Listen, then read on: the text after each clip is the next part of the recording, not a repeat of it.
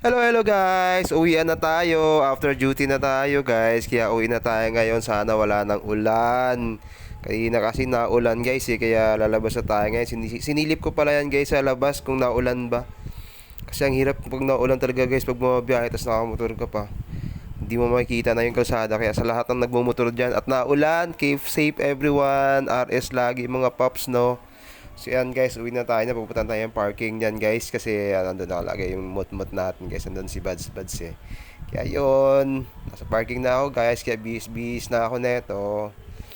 Bibihis na ako guys para biyahe na tayo. Kasi oras na. Yan, let's go.